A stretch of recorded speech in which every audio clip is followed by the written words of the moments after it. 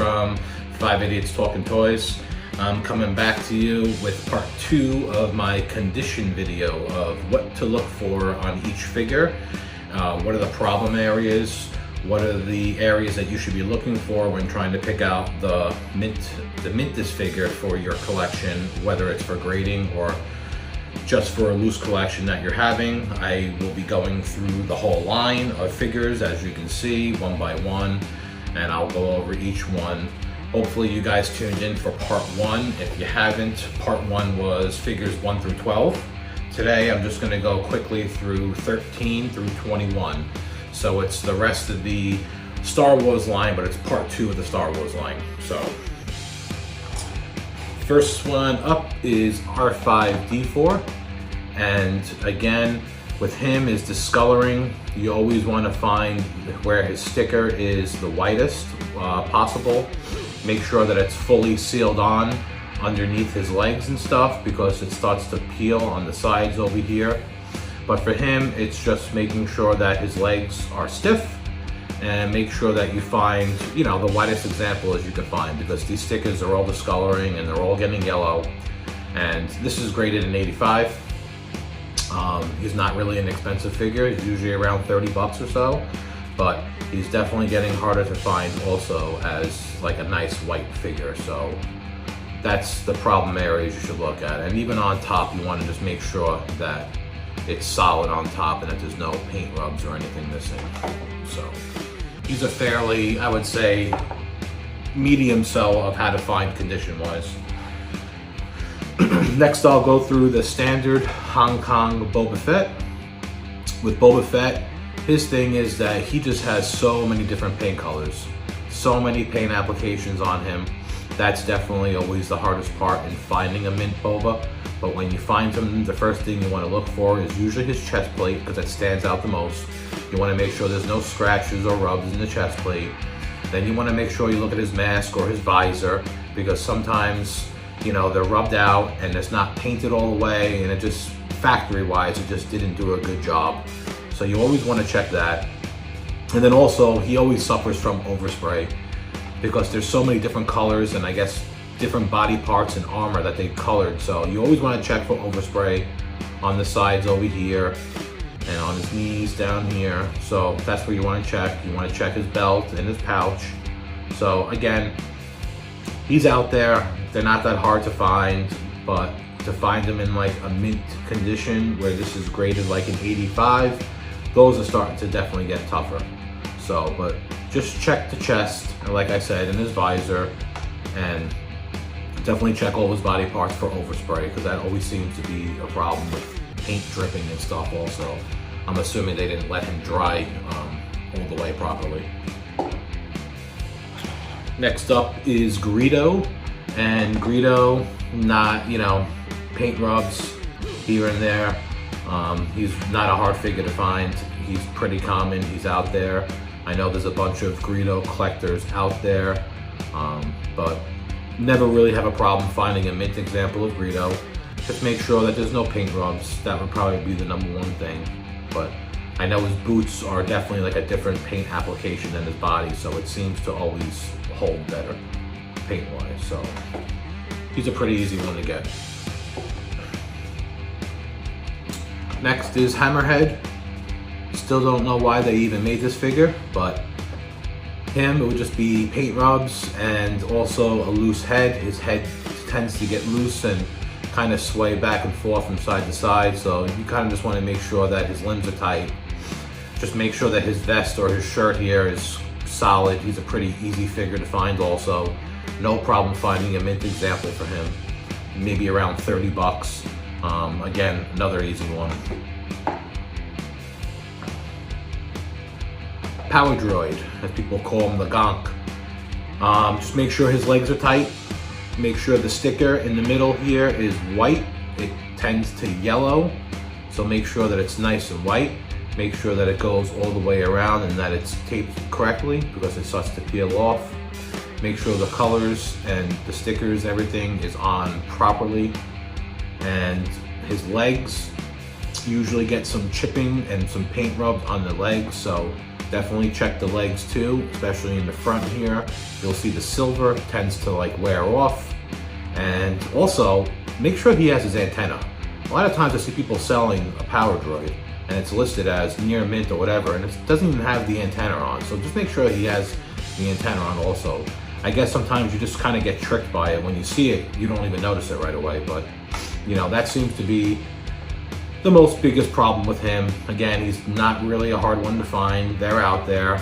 So I think he's around 25, 30 bucks too for a mint example, but he's definitely out there.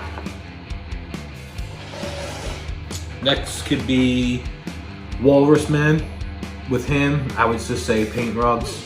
He does have a variant, pink tusk and a white tusk, at least as they label it wise. So if you're looking for a mint example, I would say number one, first thing is look at his tusk. Just make sure it's solid. You don't want one missing rubs and scuffed or anything like that. But he's another one, he's a very easy one to find. It won't be a problem finding him. And so just look for paint, any paint rubs, obviously the usual loose limbs, and he's easy. Pretty much the same price as the other ones. I would say 25 to 30 bucks can get you a nice one. Next is going to be actually a very underrated figure. He's very hard to find in mint condition, and I think the price of him should be a lot more than what it is, but it's the Death Star droid.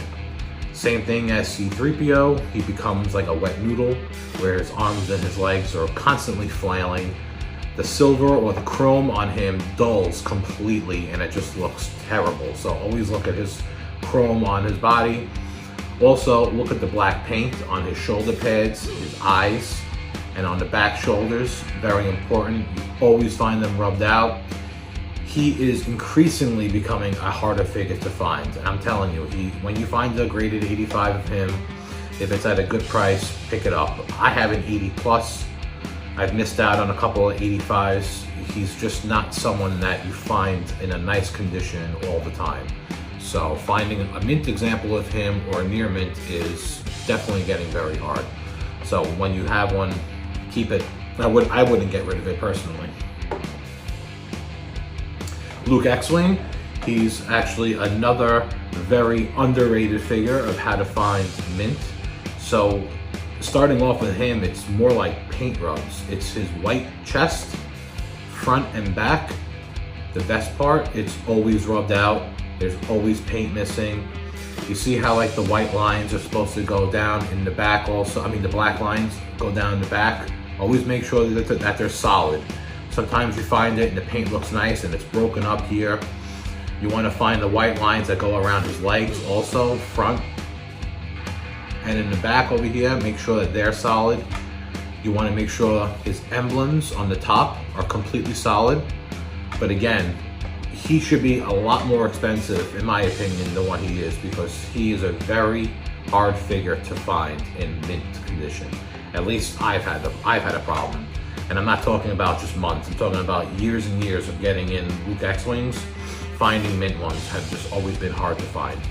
And just make sure that there's no paint rubs on his hands, because he gets paint rubs on his hands. But he is definitely, I'm gonna do a top 5 probably at the end of hardest figures to find, and I would put him probably up in the top 5, if not top 6. So, of finding a mint example of him. Last one, well, second to last one is Red Snaggletooth. Him is just paint rubs. Check his feet. Seems to get rubs over here on his hands. You want to make sure his buckle is completely silver. His hair, he gets hair rubs on the back of his head and on the top, so make sure that that's good. He's not a hard figure to find mint. They're out there, you can find them. I think again, he's around a $30 price mark, $35 maybe, and he's definitely out there. But now I'm gonna go to his older brother, who is another very hard one to find, and it's Blue Snaggletooth. So, Blue Snaggletooth is definitely a hard figure to find.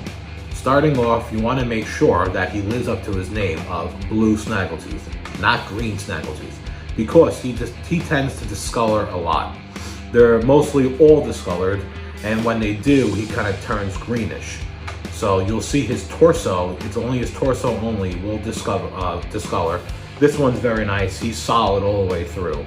But look at the torso first, that's what discolors. It kind of gets like a greenish color, and it definitely is not a pretty sight to look at. Also, you want to find his boots. Always check out his boots, that they're a solid silver, front and back. You want to check the toes. Check the back of the boots also, to make sure. His hands, always paint rubs on his hands. So check his hands also. Check his belt. You want to make sure that the belt is also always scuffed up and always missing spots also. So make sure it's a nice solid belt. And then always his head. You always want to check out the top of his head. He always gets paint rubs on the top of his head and on the back.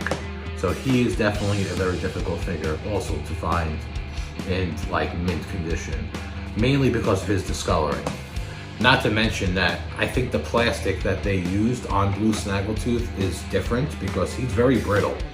I've seen plenty of pictures and videos where when this figure cracks and it breaks into like 20 pieces. He's all over the place. All the body parts fall out, everything is cracking. It's almost as if it's like made of glass. So when you're handling one also and you drop it on the floor, just be careful because he's not really made like the rest of them. At least plastic wise, I've never seen other figures break like that. So that's the whole Star Wars line right now. I will go over Empire another day. That will be part 3. And I'll probably break Empire up into 2 parts because there's a lot of figures and a lot of the figures in there do have a lot of problems.